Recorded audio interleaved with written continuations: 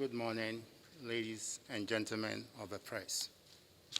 I read this statement on behalf of CSOs, an alliance of CSOs working on Extractives, anti-corruption, and good governance.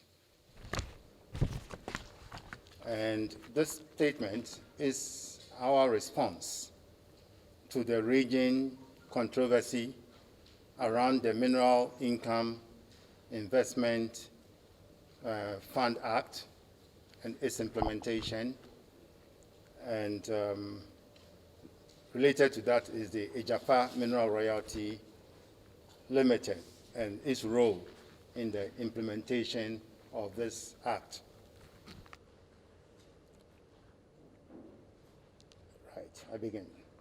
We, members of the Alliance of CSOs working on extractives, anti-corruption, and good governance in this country, have been following keenly the raging disquiet among sections of the Ghanaian population about the government's decision to leverage Ghana's present and future mineral royalties for international credit to finance the country's development programs.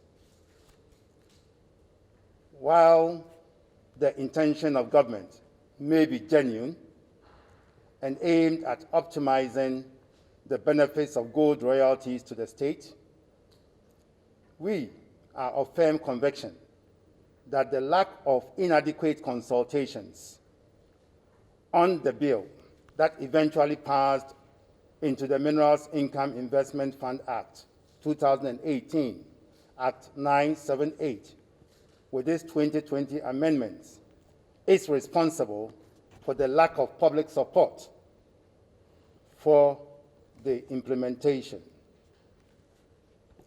A consultative process that respects the views of Ghanaians on such an important decision would have been useful in shaping government's policy and potentially exploring other investment options that could achieve greater impact for citizens.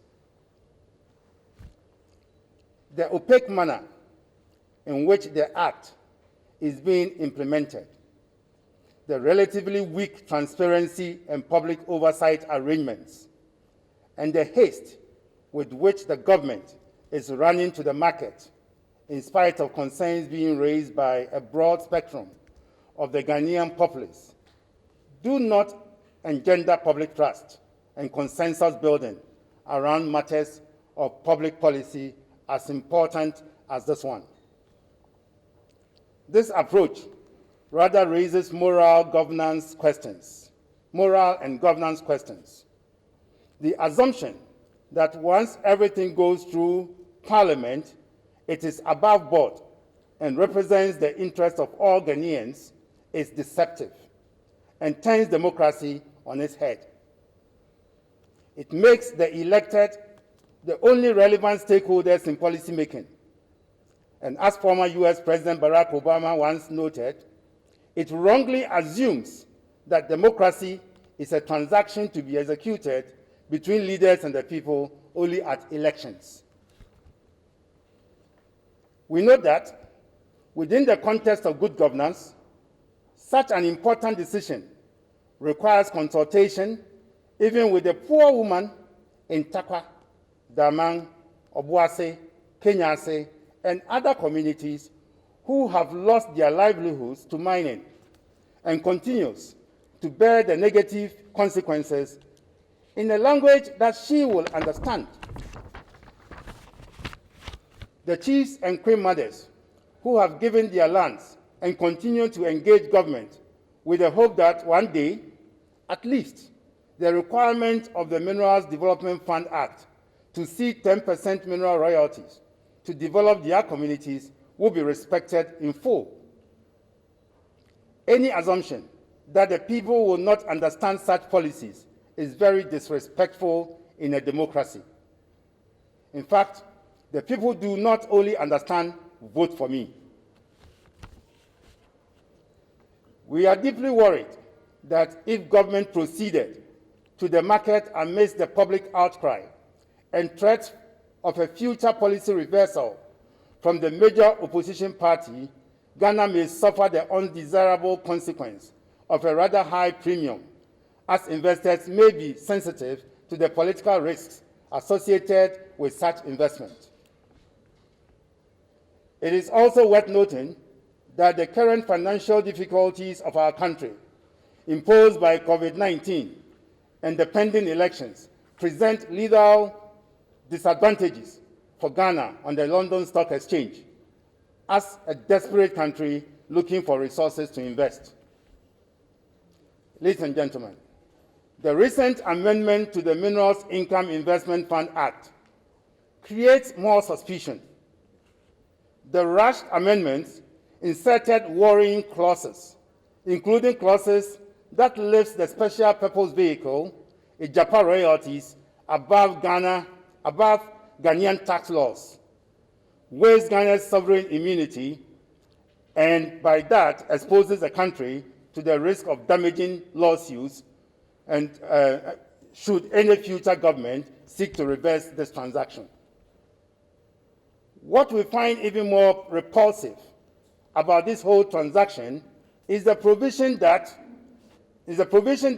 permits Agyapa Royalties, a supposed company of the sovereign state registered in the tax haven, to borrow money or raise equity in foreign currency from any source on the back of the gold royalties of Ghanaians without the requirement for any further approval, consent, or administrative act of the government of Ghana. This provision takes Agyapa Royalties away from parliamentary oversight and control. We acknowledge, ladies and gentlemen, that post-mortem attempts are being made to engage the public by the Minerals Income Investment Fund Secretariat to provide answers to some questions Ghanaians have on the Agyapa transaction. This, in fact, underscores the point that prior engagements would have better served the national cause and deepened consensus on the policy. Regardless of the attempt to clarify some concerns, significant questions remain unanswered. 1. Are the managers and directors of Agyapa Royalties not politically exposed persons? And were they not selected through a non-competitive process? Just last week, we cited a call for expression of interest placed in the Daily Graphic, inviting prospective consultants for the development of a strategic plan for the Mineral Income Investment Fund. While we welcome the open and transparent process for the firm's selection relative to this particular assignment, we have not found evidence of the same openness in the creation of the special purpose vehicle, Agyapa Royalties, and the appointment of its directors. Again, it beats our imagination as to why an entity without a corporate strategy and approved spending plans will proceed to raise $1 billion and seed $500 million to the government in such an indecent haste, especially when there is no known national emergency to warrant such rush. 2. Were the transaction advisors and legal intermediaries not handpicked by the government? And are they not politically exposed persons? 3. What is the dividend policy on the investment being sought on the London Stock Exchange? This is a crucial part of the entire transaction, which will tell Ghanaians how the investors will benefit from the royalties of the state. This also allows the public to see whether indeed the deal is beneficial or not. Shockingly, Parliament showed no interest in this and rather waived its oversight. 4. To convince Ghanaians that this is a good deal, don't we need to know how the Agyapa investments compare with other investment options? 5. Agyapa Royalties is going to invest risk-free royalties on investments unknown to the state. And mind you, they don't need to even come for any approval.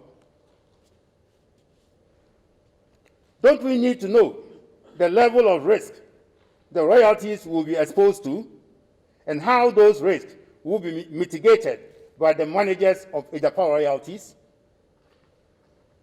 What will Agyapa Royalties be investing the $500 million in?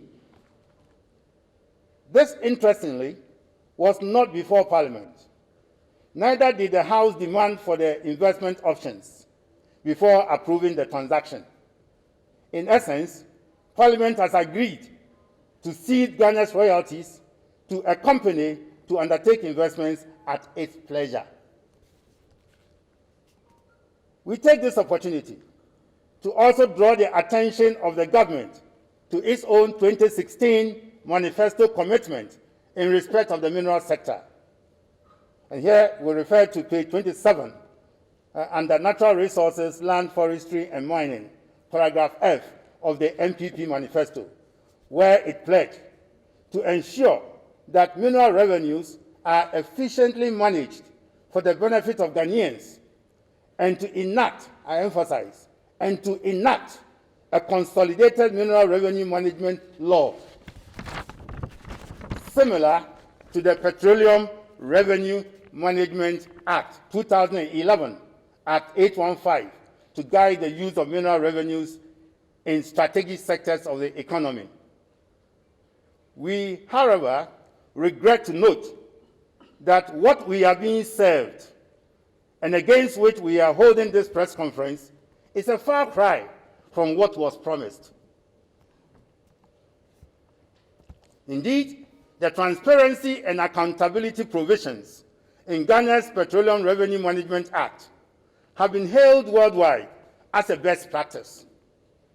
The 2017 Global Resource Governance Index placed Ghana's petroleum sector governance at the 13th best in the world, and the contest was among 89 countries, and the best in Africa in respect of the transparency and accountability provisions.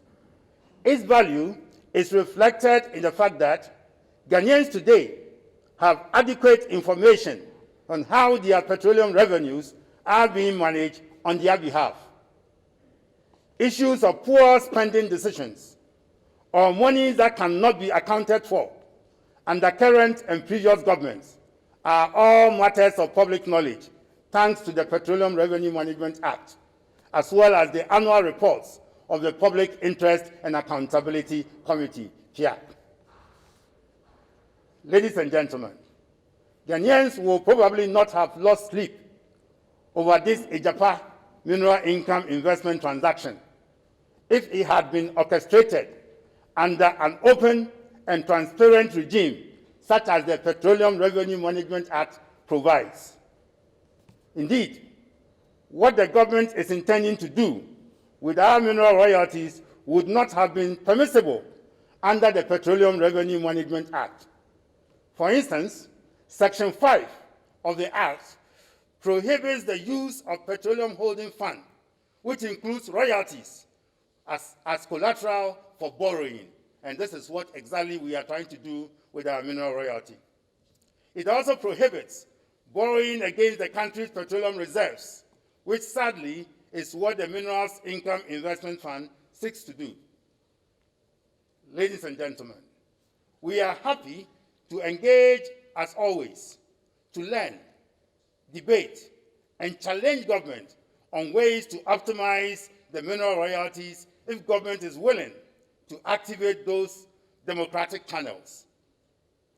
Those who have divergent views are equal stakeholders in the mineral revenue.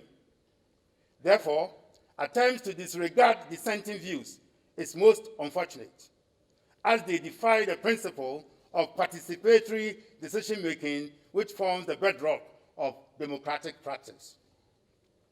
We take this opportunity to call on His Excellency Nana Addo Dankwa Ekufu-Addo to, 1, acknowledge that though the Minerals Income Investment Fund and its special purpose vehicle may be legal without public input, it fundamentally goes against his pact with the Ghanaian people, particularly the mining communities, to cede 20% of mineral royalties to develop the communities. 2, to suspend the implementation of the Mineral Income Investment Fund Act until all documents relating to the establishment of the special purpose vehicle and its beneficial owners have been disclosed. As concerned Ghanaians, we sought to access the transaction documents on the Mineral Income Investment Fund Act's Secretariat, only to discover that it has none. 3, establish a multi-stakeholder process to review all options to optimize the mineral royalties in order to secure risk-free revenue to the state. Gold royalty is the most certain revenues to the state.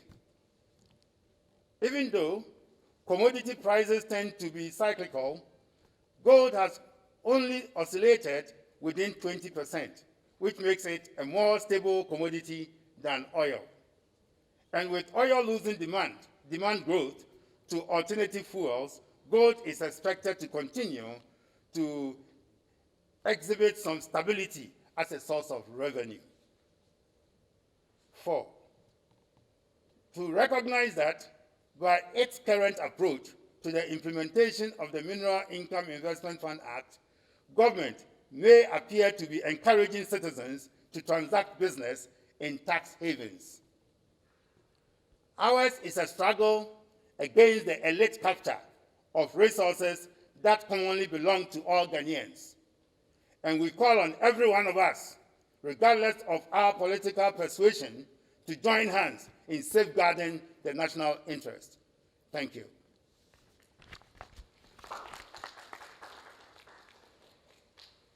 My name is Daniel Dazi. I work at Joy. One of the points you raised about what we do not know yet, I think was on point 4. You said that we do not know the dividend policy on investments being sought at the London Stock Exchange. And then later you mentioned that we do not know where the 5%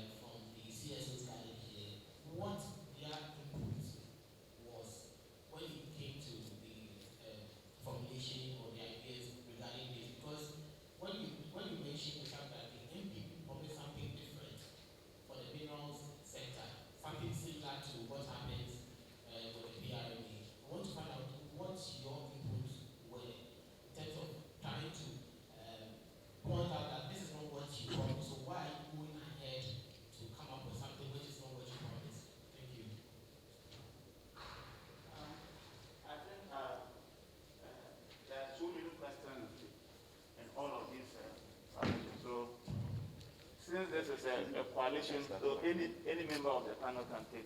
Yeah, okay. Good morning, distinguished ladies and gentlemen.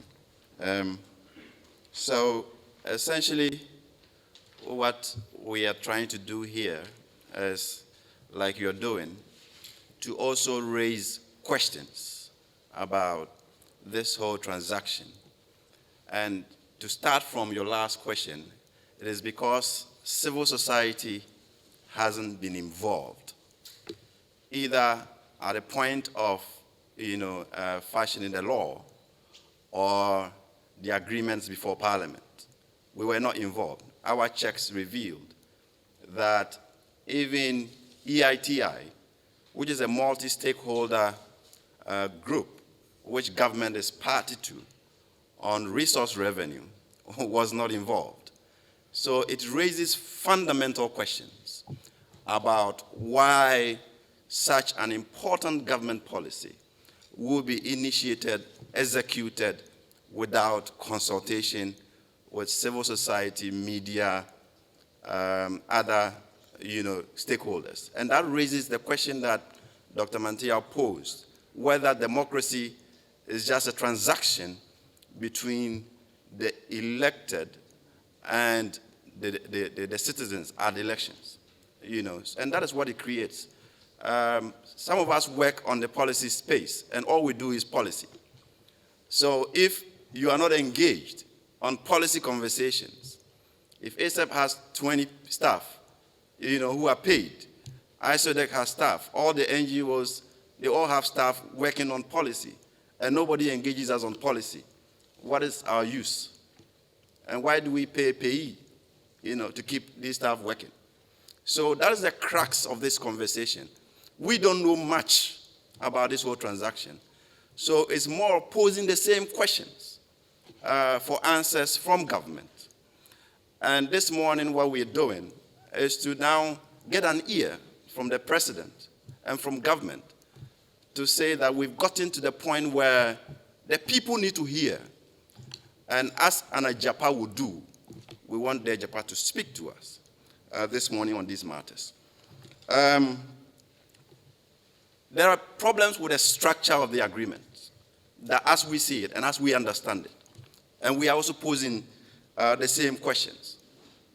How was the whole thing structured? Who was involved?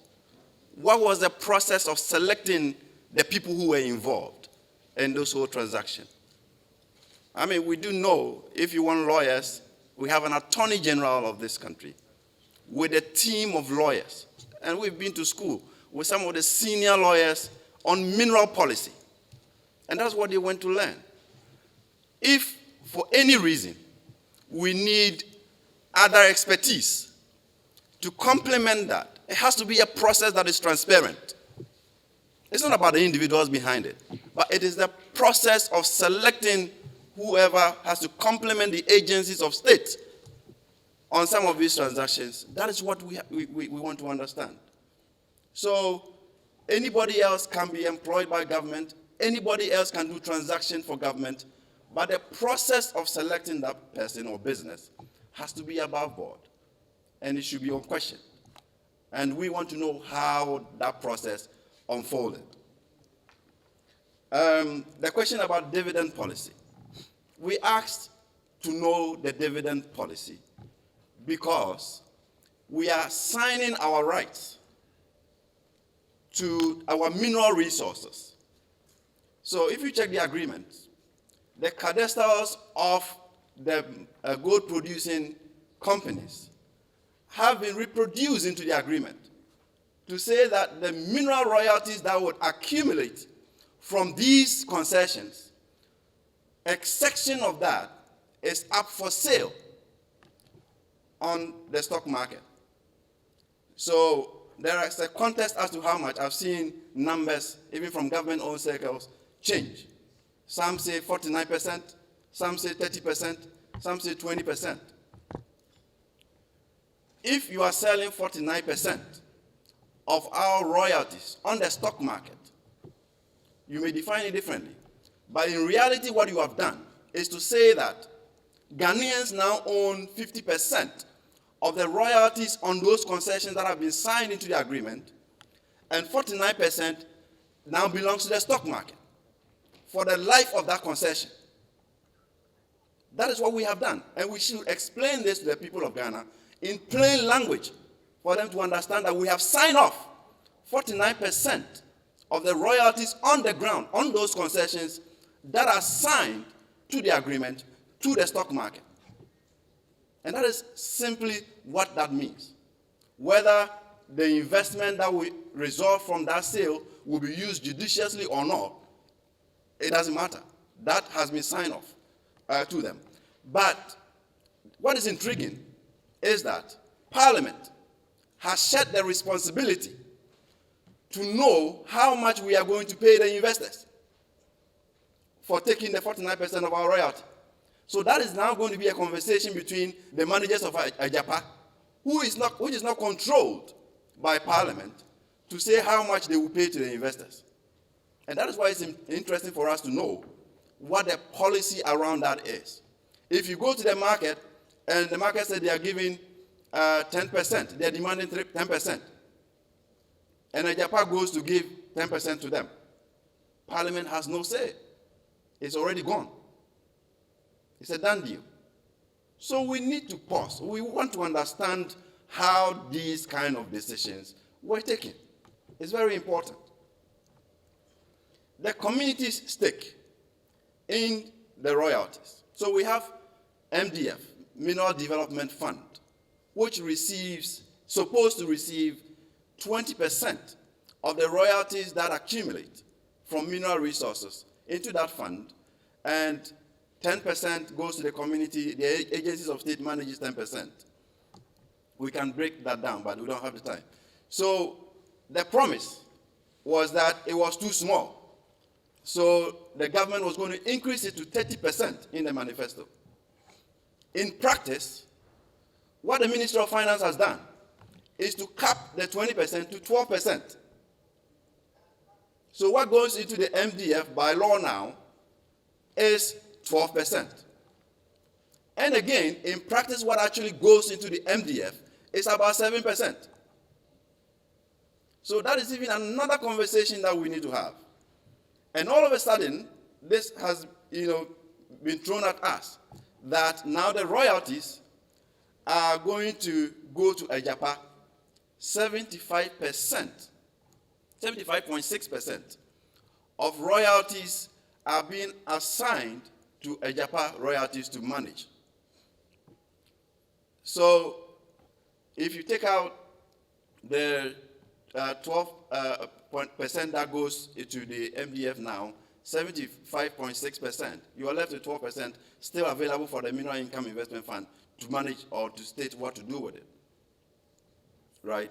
So that is what is structured. So the 20% is never going to happen if this structure is allowed to go. And I have heard an argument, and government consistently keep making this argument, that, it is only a number of concessions that are being given to Agyapa to manage. But check the numbers. The concessions that have been attached to this agreement constitutes 95% of the royalties that accumulate to the state. So what agreement are we having here? If 95% of the royalties are attached to this agreement, can we make any case to say that others are not part of this whole transaction?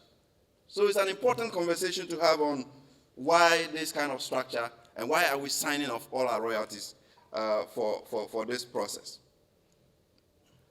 I think I have answered most of the questions. So, Dr. Steve, if you have.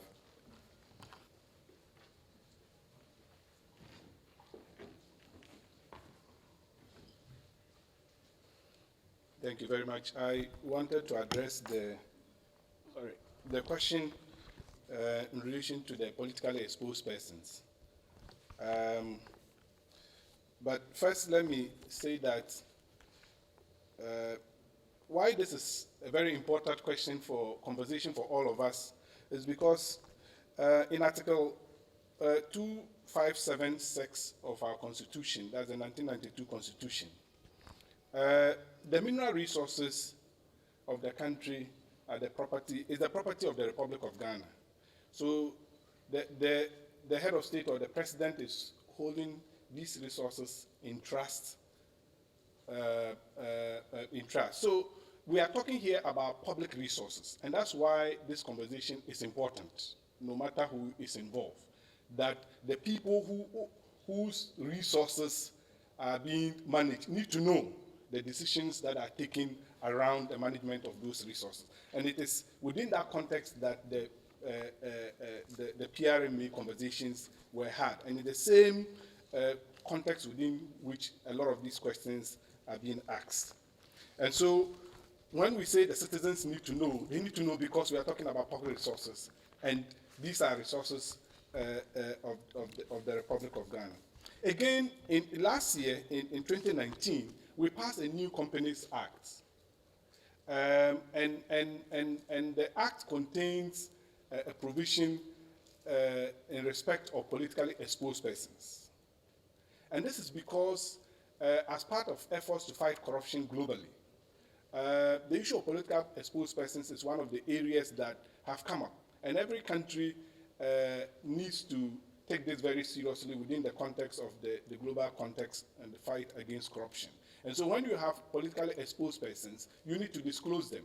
And Ghana has passed the New Companies Act, and currently it's being implemented. And we are required under the new act to, when somebody incorporates a company in Ghana, we need to check whether the person is a politically exposed person.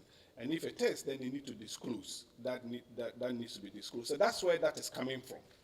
And this is a commitment that we have made as a country in the fight against corruption. So it's a right call to be made, and it's not just in respect of Agyapa, but going forward, every company that is incorporated in Ghana, all these questions need to be asked so that we can be able to know the risks and also how to manage the risks. Thank you.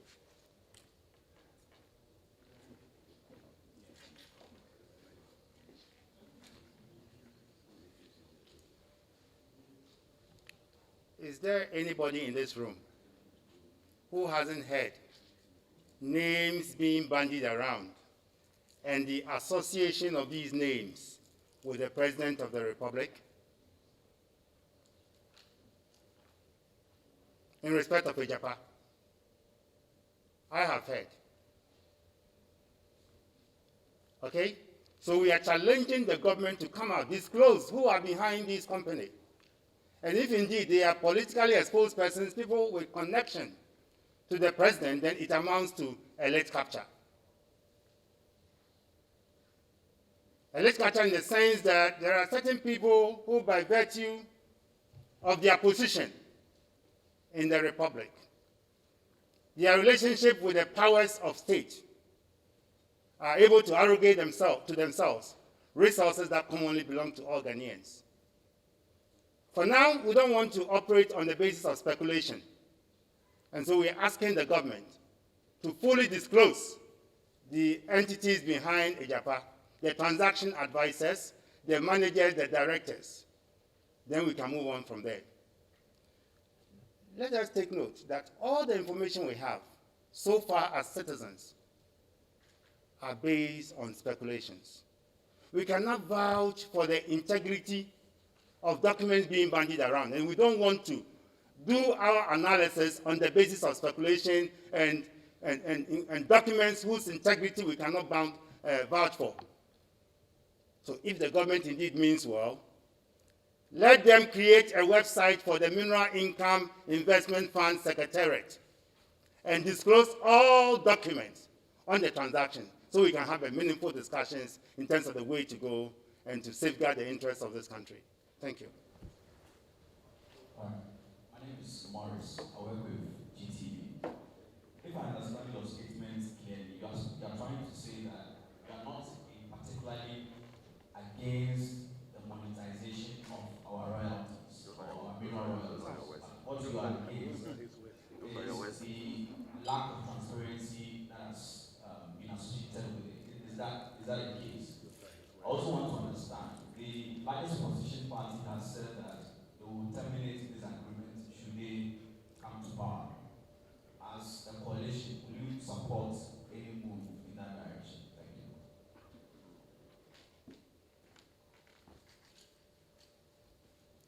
how can we say we are in support or against a decision about which we don't have the full facts?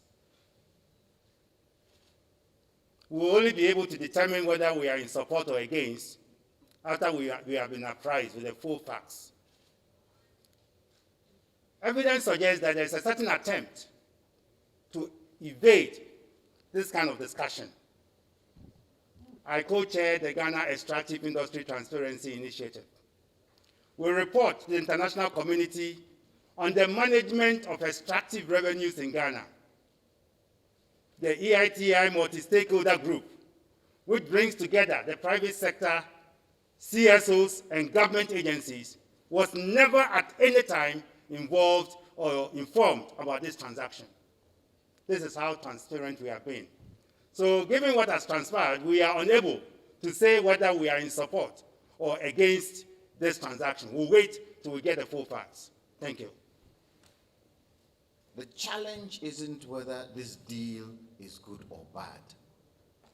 The challenge is what went into making this deal happen. When you look at the Revenue Management Act, when it was being put together, the kind of processes that we went through to put that act together, because of the transparency and accountability issues, brought the act to where it is today. And we are saying oil is the ownership of the people of this country. Extractive minerals, hard minerals, is the ownership of the people of this country.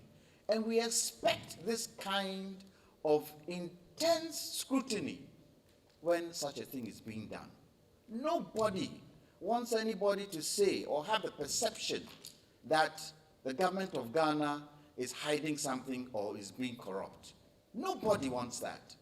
Nobody in the world wants the world to say that what Ghana is doing has some bad perception connotations to it. That's why we want to find out at this particular moment, at this early stage, because really, with all that is going on, with all the questions that are being talked about, are being asked, why are we still moving to the stock market today? Because today I heard this is going to the Ghana Stock Exchange and is going to, I think, the London Stock Exchange too.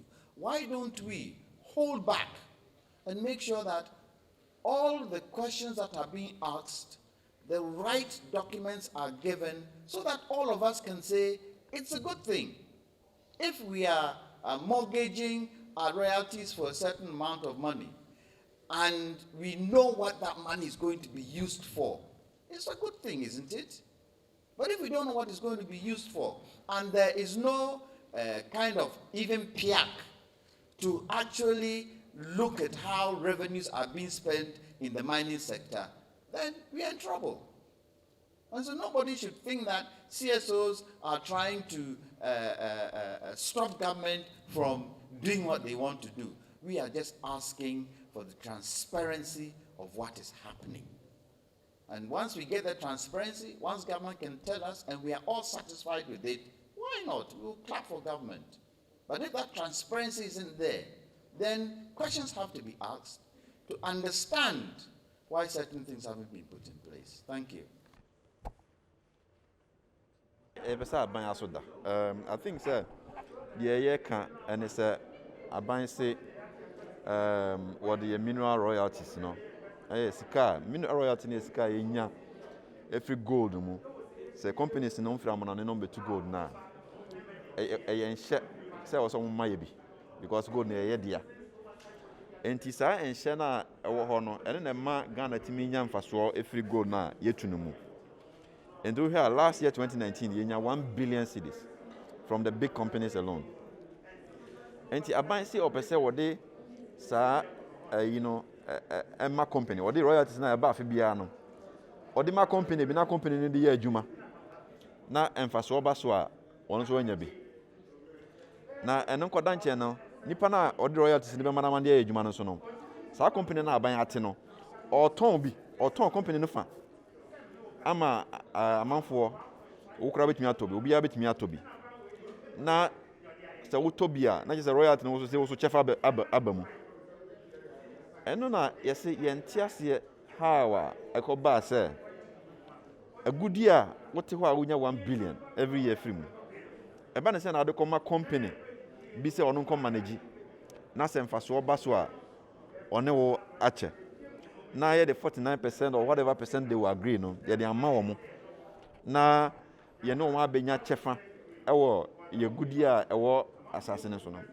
but aban ka sɛ sika no ɔgye sika sisi a firi nkurɔfoɔ hɔ ɔbɛtumi invest sika no into gold production into other things ɛbɛma ɛno nso generate revenue ɛna yɛbusa question sɛ aban ayɛ bi da aban wɔ companies bebree wɔ hɔ a ɔde ayɛ adwuma da ne nyinaa ɛma yɛ taku nti deɛ paa na kyerɛ sɛ company wei deɛ sɛ yɛkɔgye sika na amanfo bɛfa yɛ royalties no bi a saa company wobɛnya mfasoɔ ama yɛ bi these are questions a wɔsɛ aban ɛtumi yi ano na Agyapa no a mo ka ne sɛ Agyapa no ɔno ɔyɛ hwan Agyapa no yɛsɛ yɛ company na company no yɛ aban dea ɛna yɛkɔtɔn bi nti wokɔtɔn wie a na kyerɛ sɛ amanfoɔ dɔm sika bɛhyɛ mu nti no ɛnyɛ yɛn nko ayɛ deɛ biam ɛnyɛ Ghanafoɔ nko adeɛ biam ɛyɛ ne amanansanfoɔ deɛ ɛna wohɛ royalties na yɛde ama Agyapa so wɔmfa no a ɔno wokɔtɔn company no half no a deɛ kyerɛ ne sɛ royalties na ɛwɔ underground a yɛntu yɛ po no saa nkɔfoɔ no ɔmo abɛnya mu kyɛfa ne sɛ ɛnyɛ Ghanafoɔ nko a na ɔni royalties no biam ɛne aborɔfo ɛne amananefoɔ ɛna gold no yɛyɛ deɛ ɛne yɛyɛ ɔmo deɛ nti this is a problem abɛtɔ dwa yɛpɛ sɛ yɛte ase yɛnti a wobɛtumi aka sɛ yɛ gold no sɛ ɛne amananefoɔ deɛ because we want ebia 400 and 500 million deɛ abɛyɛ budget nti The first phase of this whole venture was the provisioning of the legislative backing to, on the back of our mineral royalties, raise international finance for our development activities. So the law was passed. The current phase in which we are is the implementation phase. And you find that there's a lot of concerns being raised by citizens and interest holders. And we are on the back of this, trying to go to the market to raise funds. Look, investors are always sensitive to the environment surrounding whoever is coming to raise funds. And given the public outcry, it won't be good for us to go and seek to raise funds. You envision we may not be able to raise the targeted 1 billion if we go around this? Possible, because investment doesn't like noise. Okay, capital doesn't like controversy. So capital will always shy away from controversy. So what we are telling government is, let's slow down. Okay, we have a legislation in place. We are in the implementation phase. Let's have more transparency, more consensus building around the approach before we go forward with the implementation. What of the argument that they need to raise the money to bring developmental projects to the ordinary people of Ghana as soon as possible? Master, I don't know of any national emergency that warrants that we should rush the process to raise funds for development. After all, in these next few months, we're only preparing to go into elections. No meaningful development projects can happen. So it's your position that once the necessary consultation is done, then they could possibly go ahead with this. And not that you think the whole idea of a special purpose vehicle is a bad one, but that once adequate consultation happens, then it's still a tool that can be used to raise money. Let me make the case that we do have similar investment arrangements, okay, in the petroleum sector. We have two petroleum funds, the Stabilization Fund and the Heritage Fund, both of which are all invested in international instruments. We set up an investment advisory committee to advise the Minister of Finance on which investment portfolio to consider. The law itself prescribes a list of investment instruments in which we can invest and those we cannot invest in. Okay? It makes the whole investment risk-free. Again, the law provides a public oversight, additional public oversight, apart from Parliament, in the form of the Public Interest and Accountability Committee, PIAC. So there are all these safeguards to ensure that we don't actually kind of lose money, okay? However, under the current arrangement with the Mineral Income Investment Act, We do not see any such transparency, accountability, and public oversight arrangements. So it makes it very risky and prone to elite capture and abuse. What do you mean by that? It's a word you've used repeatedly. It's a late capture of state resources. What are your suspicions in terms of those? That is when you have intellectuals, by virtue of their position in the governance architecture, taking advantage and arrogating themselves benefits that should ordinarily go to every Ghanaian. Okay? So in the arrangement, you find that we don't have community who have to bear the brunt of the negative consequences of mining involved in the management of these royalties. There is no representation from all other stakeholders. It's just people related to the government or to the president and people who, by virtue of their profession, very astute lawyers and the rest, who have a stake and are benefiting from this transaction. This is what we call a late capture. For example, for you, Africa Legal Associates owned by Gabriel Chedaku should probably not have been part of the lawyers that oversaw this transaction. We've seen that on the front page of the document. They should not be banned from participating. No, that's not the point we are making. But if they want to participate, it should be an open, competitive process. And if they come up as the best firm to represent the state, no qualms about it. You've had names like Kofi Asafo-Agyapa as the people currently managing Agyapa. Do you have any concerns about that? Precisely, if it's the case, then of course it amounts to conflict of interest, and it amounts to what we call politically exposed persons by virtue of his relationship to the senior minister. The defense from government is that this is a mineral investment expert who's worked in different parts of the world, and they felt they needed to go for him to help the nation rather than relying on a foreign consultant. That's the defense coming from that the argument does not wash. I do not think that Kofi Asafo-Agyapa is the only investment expert in Ghana. Did we open it up to competition? Government could have advertised that we're looking for consultants well-versed in transactions of this nature and select from among the best through competition. Currently, as we speak, the Mineral Income Investment Fund Secretariat has advertised for consultants to help it develop, a corporate strategy. They could have done the same in search of an expert to help them put this together. So for all these people should step back from Africa Legal Associates to Kofi Asafo-Agyapa in order to allow for the processes, or the corrections can be done even as they still remain? I see a serious corruption risk here. So we need to pull the brakes and make sure we open it up. And you open the process up to at least some validation and some endorsement before you proceed.